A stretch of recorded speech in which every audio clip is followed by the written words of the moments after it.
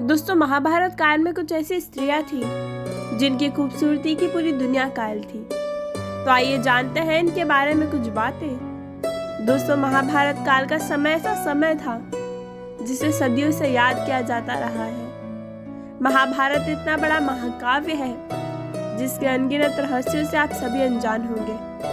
महाभारत की ना जाने ऐसी कितनी विचित्र कथाएं हैं जिनके बारे में पता लगाना मुश्किल ही नहीं नामुमकिन है।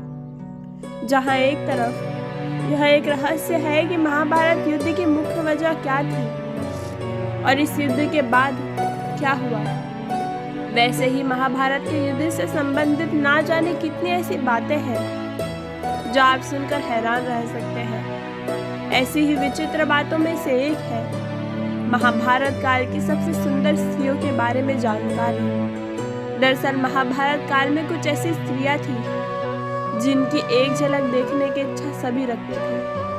तो आइए जानते हैं इस समय की सबसे खूबसूरत स्त्रियों के बारे में। पहला, देवी रुक्मणी।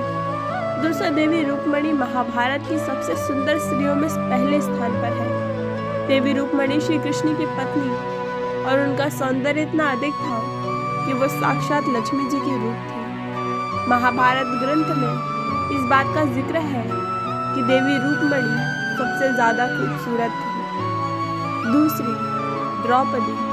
दोस्तों, महाभारत में द्रौपदी के चरित्र के बारे में आप सबने जरूर सुना होगा, लेकिन शायद आप नहीं जानते होंगे कि द्रौपदी स्वर्ग की अप्सराओं की तरह ही सुंदर थी। उनकी खूबसूरती इतनी ज्यादा थी कि सभी उनकी तारीफ करते थे। द्रौपदी राजा द्रुपद की पुत्री थी और उनकी खूबसूरती की वजह से बहुत से लोग उन्हें अपनाने की सोचते थे, लेकिन राजा द्रुपद ने द्रौपदी के विवाह के लिए स्वयंवर रचा और अर्जुन ने स्वयंवर जीतकर द्रौपदी से विवाह कर लिया। लेकिन जब अर्जुन अपनी पत्नी के रूप में घर लाए तो कुंती ने उनकी जानकारी के बिना ही द्रौपदी को 5 भागों में बांटने को कहा।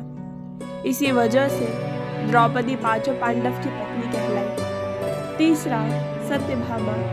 दोस्तों, सत्यभामा महाभारत काल की एक ऐसी सबसे सुंदर स्त्री थी। सत्यभामा और द्रौपदी बहुत अच्छी सखियां थी जो दोनों आपस में एक दूसरे के साथ कई गुणों को बांटती थी। चौथा, उर्वशी। दोस्तों, उर्वशी महाभारत की एक सबसे सुंदर स्त्रियों में से एक थी। उर्वशी इंद्रलोक की अप्सराओं में सबसे खूबसूरत स्त्री थी। एक बार उर्वशी अर्जुन पर मोहित हो गई, लेकिन अर्जुन ने उनके प्यार को ठुकरा दिया। इस पर उर्वशी ने अर्जुन को स्त्री बनने का श्राप दिया। उर्वशी महाभारत काल में अपनी खूबसूरती के अलावा बेहद निडर होने की वजह से भी मशहूर थी। पांचवा, सुभद्रा। दोस्तों, सुभद्रा महाभारत काल में श्री कृष्ण और बलराम की बहन थी। एक समय अर्जुन सुभद्रा की खूबसूरती पर मोहित हो गए और उनसे शादी का प्रस्ताव रखा। उस समय श्री कृष्ण ने अर्जुन को सलाह दी कि वो सुभद्रा को लेकर भाग जाए, क्योंकि सुभद्रा के भाई बलराम दुर्योधन से उनकी शादी कराना चाहते थे। छठा, गंगा। दोस्तों, गंगा शांतनु की पहली पत्नी थी और महाभारत की सबसे खूबसूरत स्त्रियों में से एक थी। गंगा की खूबसूरती से आकर्षित होकर शांतनु ने गंगा से शादी की इच्छा रखी थी, लेकिन गंगा ने उनके सामने कुछ शर्तें रखी, जिसमें सबसे पहली यह थी कि शांतनु उनसे कभी कोई सवाल नहीं करेंगे।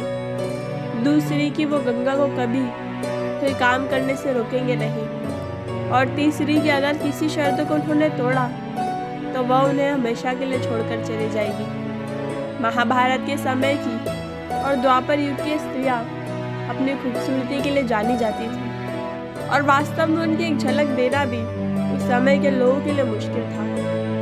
अगर आपको ये वीडियो अच्छी लगी हो तो हमें लाइक कीजिएगा और चैनल को जरूर सब्सक्राइब कीजिएगा।